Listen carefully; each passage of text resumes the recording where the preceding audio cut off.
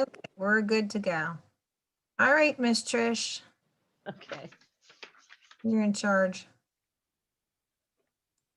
Okay.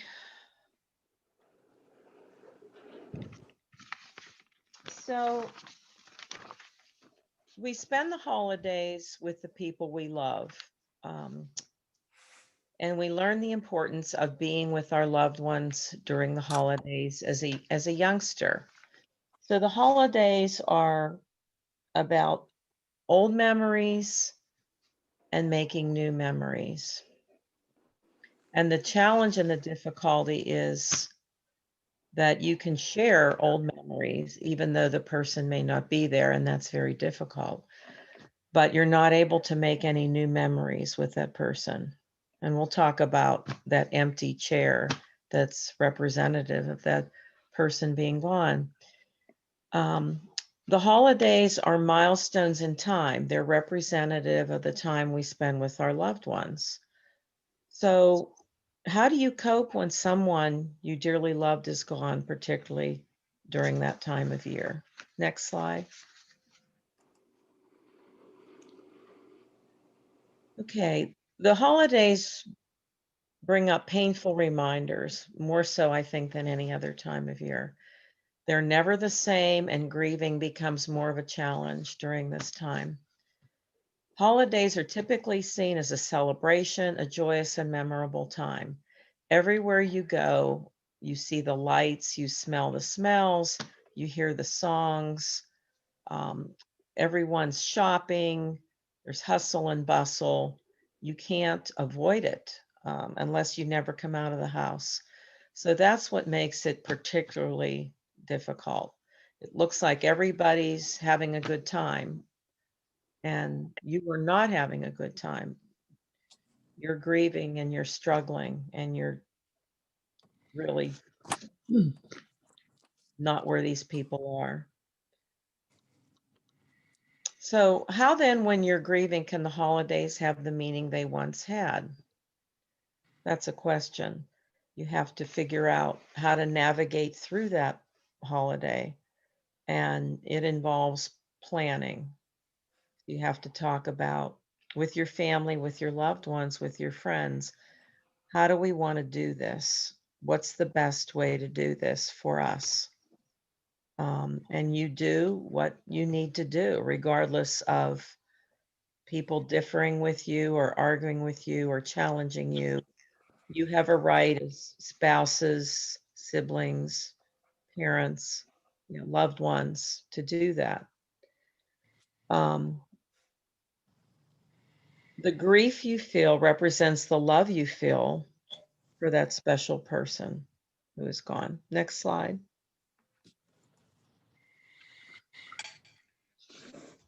I want to just share something from a really good book. It's from Susan Zonnebelt Minge and Robert DeBrise. Have to recognize them, but they talk about death as a firestorm, and the fuel of that fire, your feelings associated with the holiday.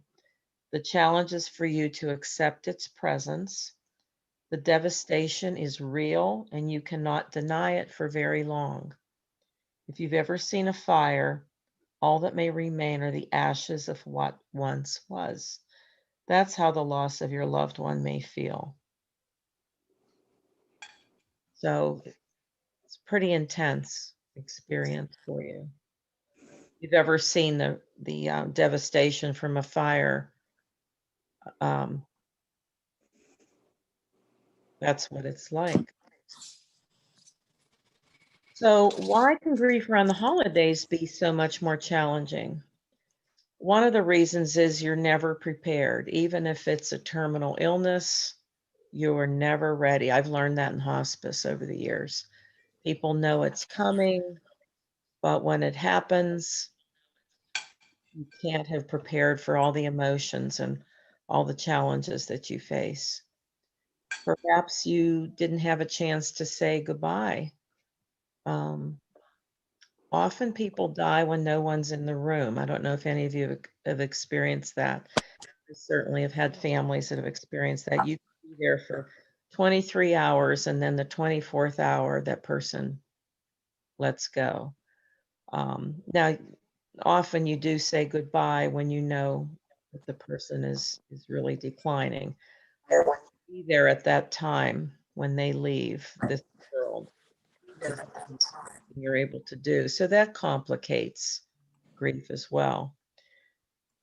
And then here's the empty chair. So when you're Sorry, when you're sitting around during the holidays, sorry. I'm going the wrong way. there's not a visual chair, but there is an empty chair where that person would have been sitting, whether it be at the table, around the fire, um, whatever that might be. And then the meaning of the holiday is also significant. Each of those three major holidays has certain challenges. There's food, special food and entertainment and gifts and sharing and all of those things. Um, and when you try to do that without that person there, it becomes almost impossible.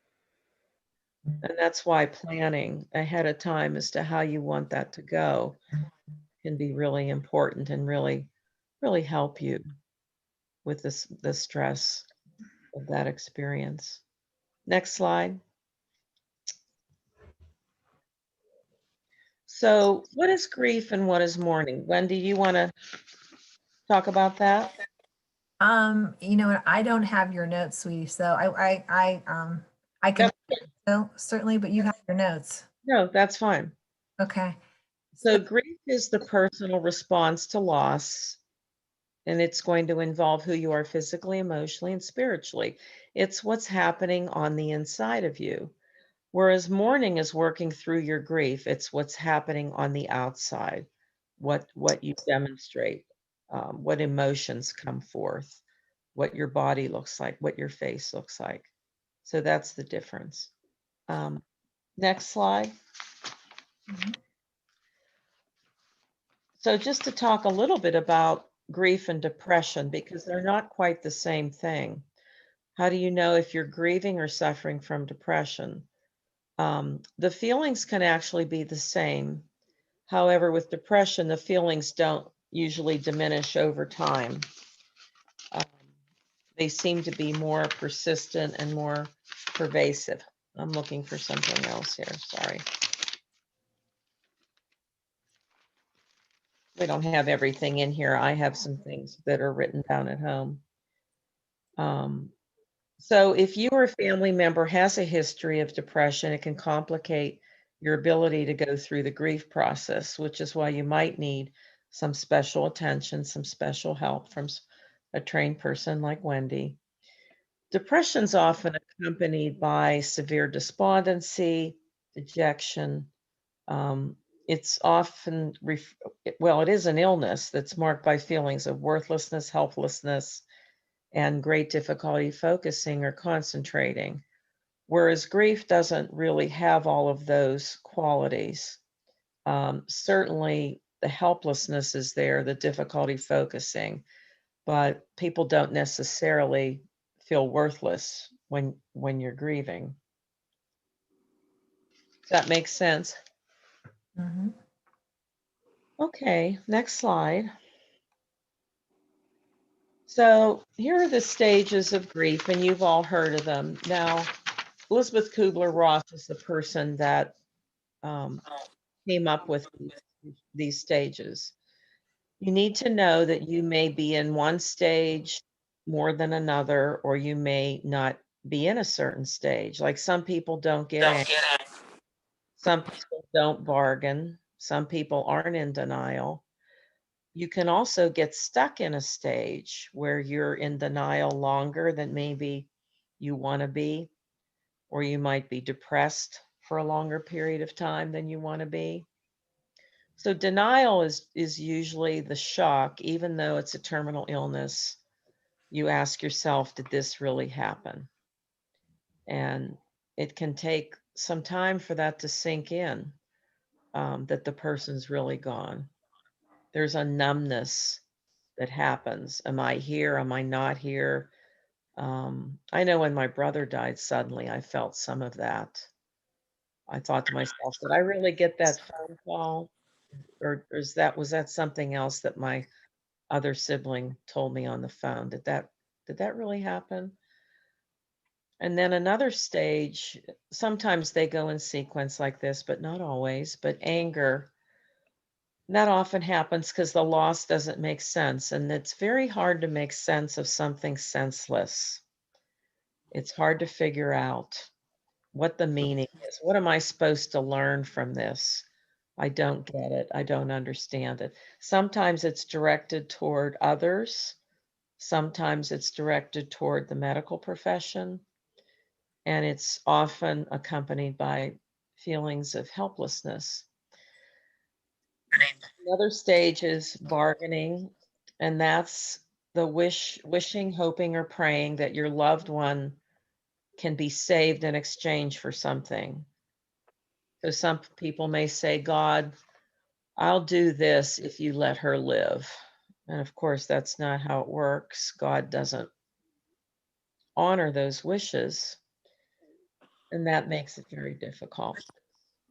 Depression, I talked a little bit about that. There are lots of physical feelings, sensations that accompany that: decreased appetite, sleeping too little, sleeping too much, agitation, fatigue, worthlessness, guilt, difficulty concentrating.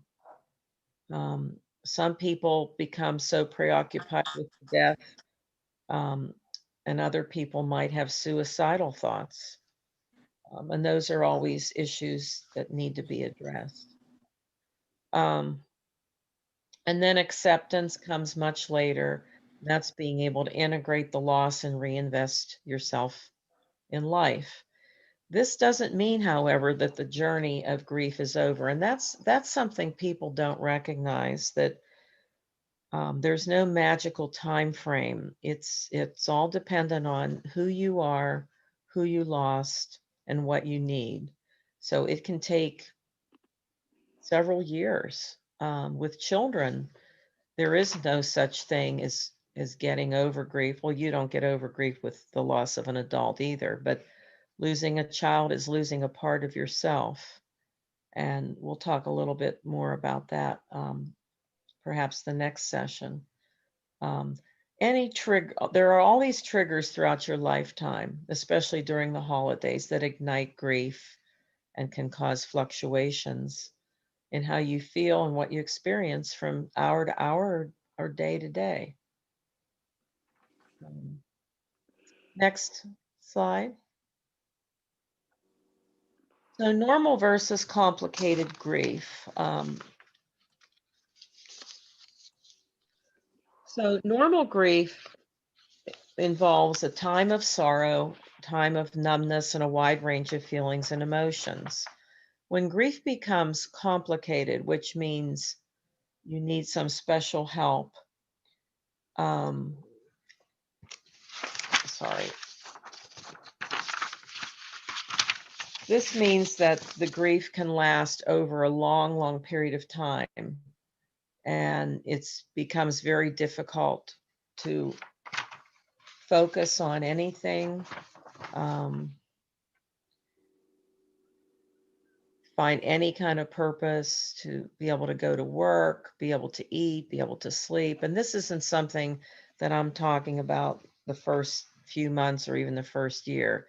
This is years down the road. If you just feel that there's not been any progress or any changes toward healing. And that's why seeking someone like Wendy is very important, just to see, is this complicated grief? Do I need special help? Do I need medication? And often, losing a child or a tragic or unexpected death is going to complicate your grief process. Next slide. I think, Wendy, you wanted to talk a little bit about these. This is each loss is unique but similar: losing a spouse, a parent, a grandparent, a child, or a sibling. Mhm. Um, Absolutely. Yeah, I can chime in here for sure. So, of course, we will have tips on how to navigate this, in our next session, but in order to, to get the tips, we need to understand it a little more. So the loss of a spouse, so the holidays after the loss of a spouse, right? For couples who have been together for decades, just like what Rob was saying, right? Losing a spouse can be as heartbreaking as it is life-changing. They often lose their best friend and the person who they've made joint decisions with for a good portion of their lives. There's a recent Netflix revival of The Gilmore Girls. A Year in the Life addressed the shakeup that follows grief in the character of Emily Gilmore, a woman who lost her husband of 50 years, just 4 months before Christmas holiday. As the miniseries progressed, this side plot followed the widowed Emily through arguments with her adult daughter, revising her husband's headstone no less than 4 times, getting rid of half of her belongings, battling depression, and ultimately finding a new life after her husband's death. The portrayal is a poignant one, given that in the US alone, there are 13.5 million widowed persons, and 11 million of them are women. And while many widows lose a spouse, they also lose 75% of their support system, including family and friends, often through self. For widows who may have been grieving in solitude, the holidays can help them reconnect with their family and friends. So some tips for widow and widowers during the holiday season. I have a few here. There's no absolute timeline for grief and moving on. Every person is different. Embrace holiday traditions to remember your spouse or create brand new ones too painful to resume normal family activities. Can you guys hear me? Really hard to hear you. I think everybody needs to mute because it's like a lot of background noise. I'm thinking, can you all mute your person? I wasn't sure if that was my internet or yours all. Is everybody muted now? I guess you can answer me. If I keep hearing, let me take a peek at you all. Whoops. Oh, so I got to go backwards again. My slides go forwards. I'm not sure if I'm muted. Let's see.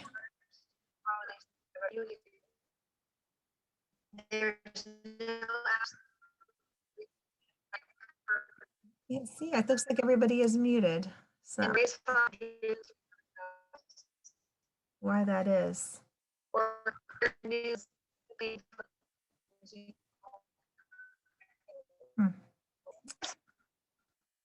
I'm sorry for our technical difficulties.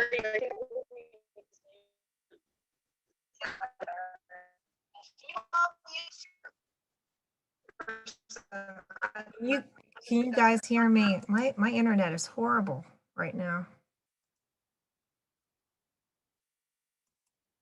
Yikes. Can you guys hear me now? Yeah. Okay, perfect. All right, I think we're back in business. All right. Okay, so I'm continuing on with the tips for the widow and widowers during the holiday season from my handout here. So it says also to embrace holiday traditions to remember your spouse, or create brand new ones if it may be too painful to resume normal family activities. Share stories about your spouse with family and friends. And yes, there is an empty place, like Trish was saying, at the holiday table this year, but it was once occupied by a person who meant the world to you. The best way to honor his or her memory is to make sure younger generations of your family learn who they were. They may not be with you physically, but talking with them helps keep the memory of them alive. I like that a lot, right? So now we go on to the loss of a parent and a grandparent, right? So the holidays after the loss of a parent, whether you're 18 or 48, the loss of a parent can make adult children feel lost and conflicted. You may be worried about your remaining parent and how he or she is coping with the loss of your spouse. When you might throw yourself into projects to avoid facing your own grief, and you may struggle with helping your own children deal with their feelings. If it's your first Christmas after losing that loved one, that holiday without mom or dad after their death may heighten your holiday grief. But there are ways to connect to your family during the holidays and find solace, and even new meaning after the death of a parent. And then Some tips. If your parents used to host family dinners at their house, now may be the time to step up and host them at your place. If you have a grieving parent who isn't coping well, start a new tradition with your house as home base for family holidays. May be helpful for everyone. Enlist younger members of the family to help make the holiday dinner. This can bring multiple generations together in the kitchen and continue time-honored family traditions. It can also ease some of the burden on the adult child and their parent who may feel pressured to put on a happy face for the holidays and shoulder all of the responsibilities of holiday preparations. You may find yourself frustrated with your remaining parent or even feeling sad yourself. Don't be afraid to ask for help and look to your own significant other, friends, or family for support and good cheer. Don't ever feel guilty about enjoying the holidays, even when you have faced with loss. The other thing I think they do have here, which I think is helpful, which we don't always talk about, is the loss of a grandparent. You know, that we look at that as thinking, you know, perhaps they were older and, you know, they've had plenty of time on the earth. But for many people, I think sometimes the longer we have somebody, the longer we expect them to be here. So I think it's something else we have to consider, right? Depending how young the littlest members of your family may be, they may not be able to fully grasp the death. With helping them understand why is helpful. Why grandma and grandpa aren't around anymore is a sensitive topic, and we'll certainly understand that their family members may be sad, and even through the holidays, you know, that grandchildren are, you know, looking at their parents being sad too. So tips for helping children deal with the loss of a grandparent during the holidays. Give children the chance to talk about their feelings and what they remember and love most about their grandparent. Younger members of the family may have vivid recollections of their grandparents and want to express themselves. The family may or may not want to go as a group to visit grandma and grandpa at the cemetery and pay their respects during the holidays. It's really up to your discretion whether you feel it may be comforting or creepy for your child to come along with the rest of the family to the cemetery. You know your child or grandchild best and what he or she may take from the experience. They may actually be happy to be included with the rest of the family. Remember, kids are still kids, and it is the holiday season.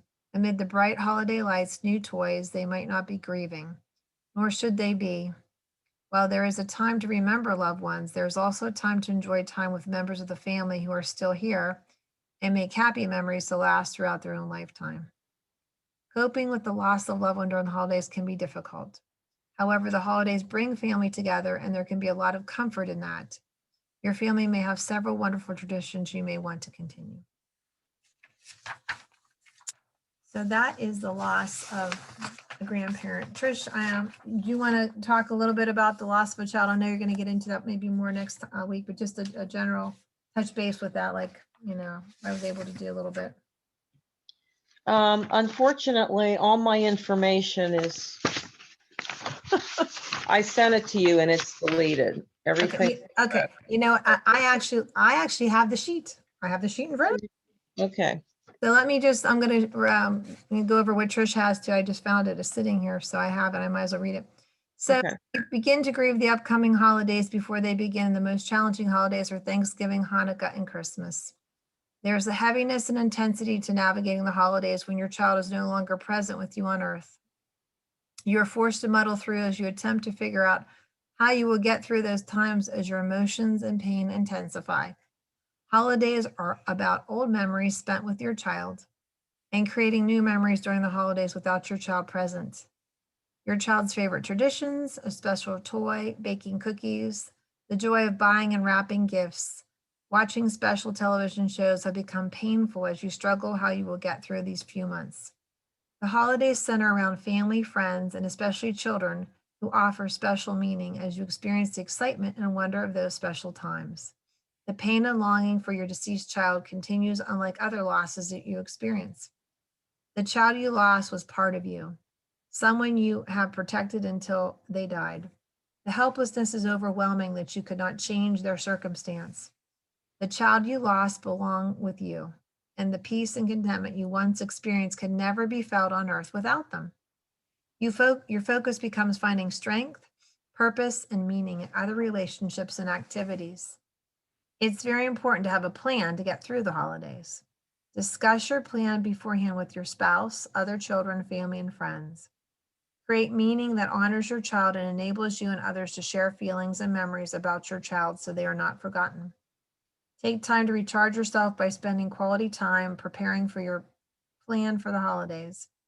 Choose who you want to spend the holidays with, where you will be, whether it's your own home or a different place.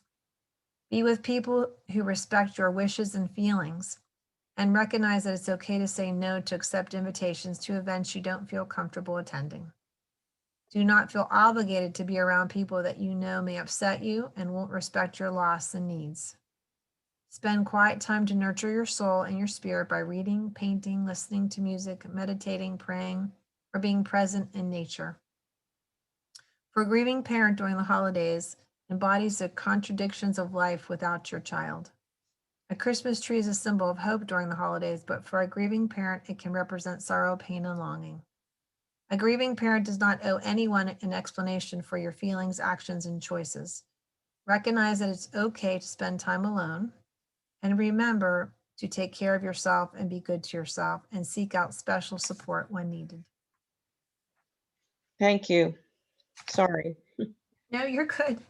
And last but not least, and this is one that is really not talked about much, but is the loss of a sibling.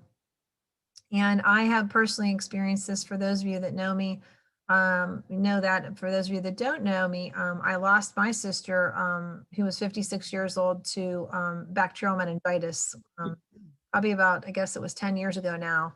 And it's something that's unfamiliar. And it even says in the literature, it is the most neglected type of grief, especially in adulthood. It's not something that a lot of people know about, so they don't really talk about, right? Mm-hmm. It's something that following the death, the focus of support is usually on the surviving spouse and children or on the parents who have lost their child rather than on the siblings. A sibling often has less input into the funeral, memorial service, or other arrangements. Sentiments and condolences offered to them often lead with questions about how the deceased's immediate family or parents are faring. It should be remembered that this is a significant loss for a sibling, and they are dealing with their own deep grief or mourning. So that is kind of why we want to, take a chance to remember, the loss of a sibling in adulthood can have many meanings. It is the loss of a brother or sister who shared a unique co-history with you. This person was an integral part of your formative past, for better or worse. Your brother or sister shared common memories along with critical childhood experiences and family history. When death takes your brother or sister, it also takes away one of your connections to the past. That brother or sister knew you in a very special way, unlike those who know you as an adult. Consequently, that's a constant that is gone from your life, right? So it's crucial that a surviving sibling get the support they need from others in their family or community. This will help meet not only the surviving sibling's needs, but also temper any feelings of resentment or abandonment, which is very similar to what I went through. I went through a feeling of kind of an abandonment of not having that person in my life. Mm-hmm. And guilt. A lot of people, there's a lot of survivors' guilt that goes along with that, as well as, why am I still here, and why did they go, right? Very, very common. And I think that is pretty much it. I just wanted to say, having lost a sibling as well, my sibling died suddenly 2 years ago. He would have been 70 years old this weekend. But what it does is it puts you in a different perspective with your own mortality, because you think about, wow, I mean, he was only 3.5 years older than me. I could be next. Makes you think about the aging process and just the unpredictable nature of loss, that things can happen quickly without any preparation, and they can be snatched away from you. And as I said, there are all these triggers. I saw a big train layout in this movie, and my brother was an electrician, and he had this elaborate train display every year. And that was really difficult to see that train display on television. Um, I just had no idea how upset I would be. So these are the sorts of things I'm sure you've experienced as well. Whether it's something you heard, something you saw, or just something that just pops into your being. You can be driving around or sitting at home and be crying and you don't know where it came from. These are all really normal feelings. It's a lot of information we shared. It's probably hard to grasp all of it. Is there anything that's left, Wendy? Is there another slide? Yeah, this is the last one. Just kind of, what we're going to talk about next time is we're going to give you some more tools for surviving, more specific. And Trisha's going to share more information about healing and the hope of the holidays, right? Mm-hmm. In addition to 64 tips for coping. And we're working on creating your own holiday grief plan. That's kind of our ultimate goal. So Trish and I would like to have you begin to think about and discuss with your family how you want to experience the holidays this year. Do you want to observe the same customs or do things differently?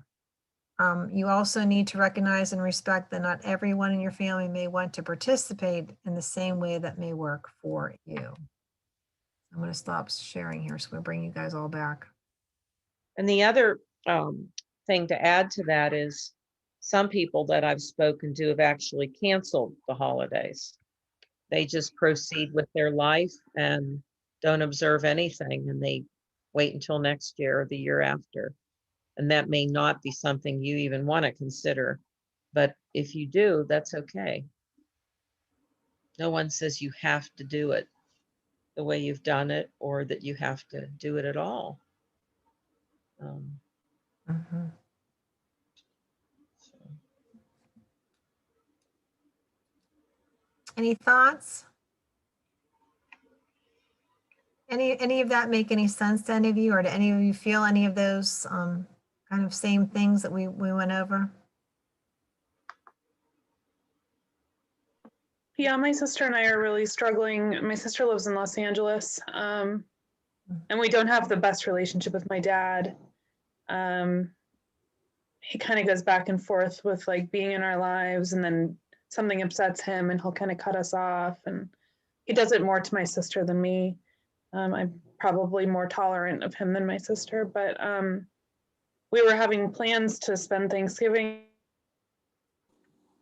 and Christmas together, and something upset him that my sister did, so he doesn't want to spend, a holiday with us. And it was just kind of like, I tried to encourage him, like, that would really upset mom. They were divorced, so I don't know how much of a concern that was, but he's the only parent we have left, and I would hope that he would want to be supportive of us, but so that's really hurtful. More so to my sister, I think.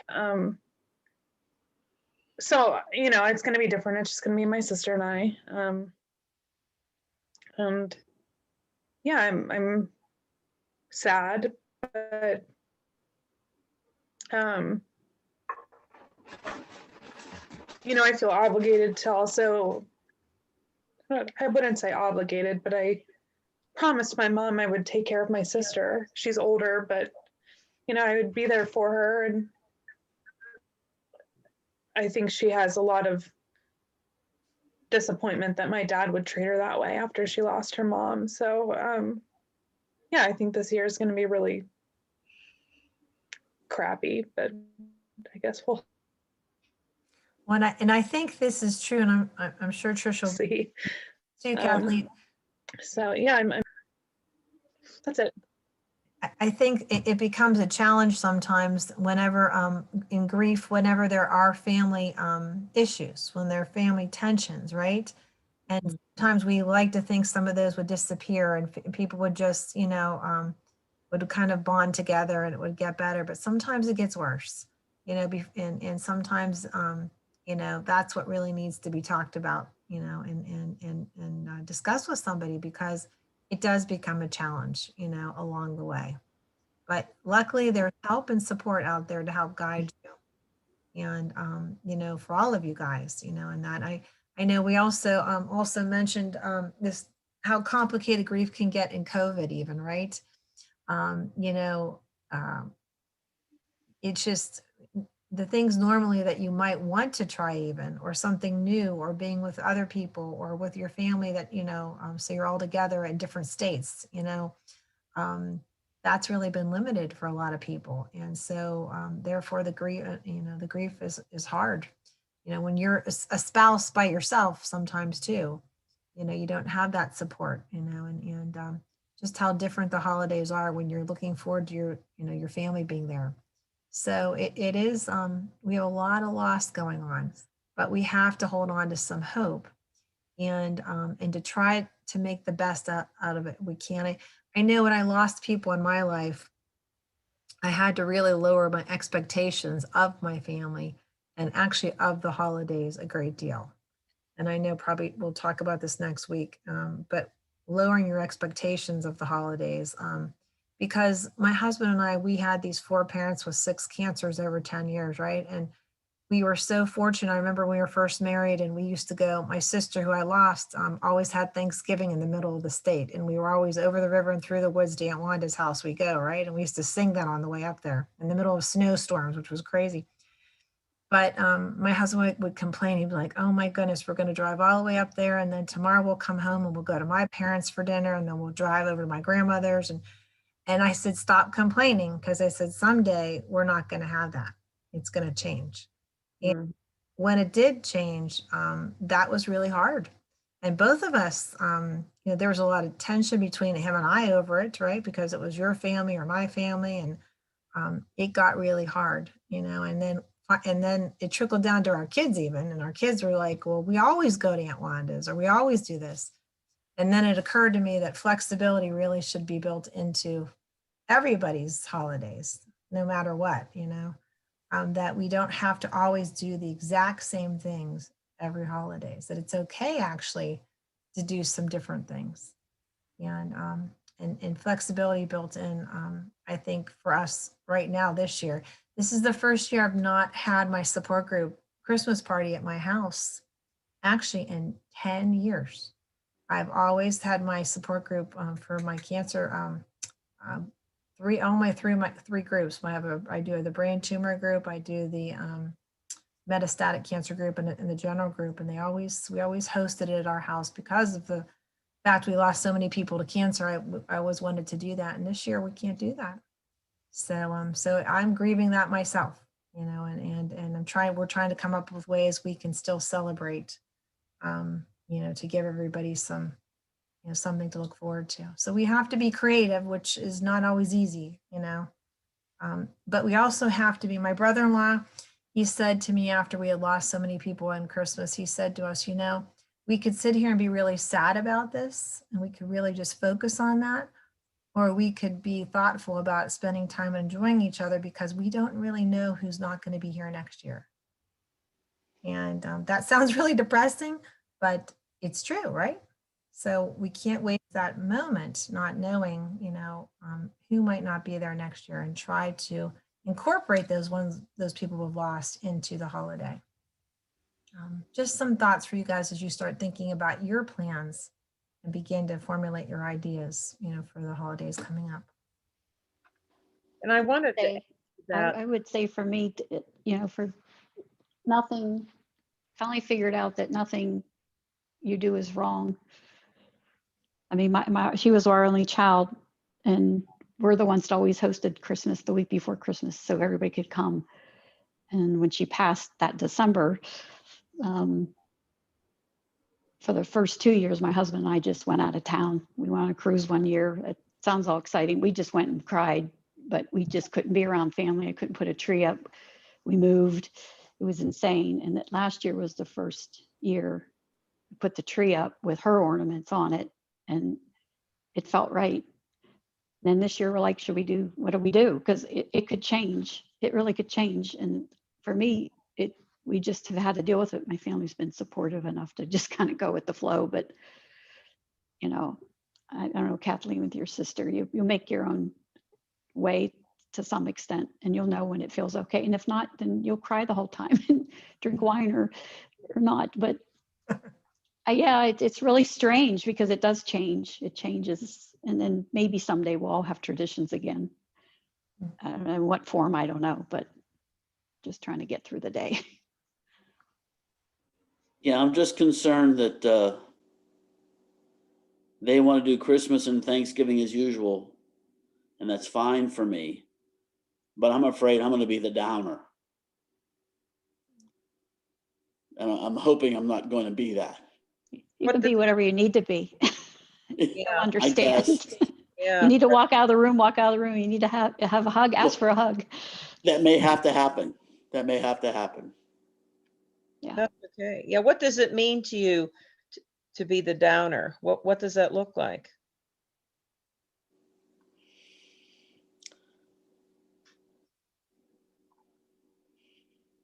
Probably what it looks like right now. I'm going to cry. Not having the good time, the merry time that everybody else may have. As I said before, I thought I was doing fine, but then lately I've had these waves of sadness that I feel like I'm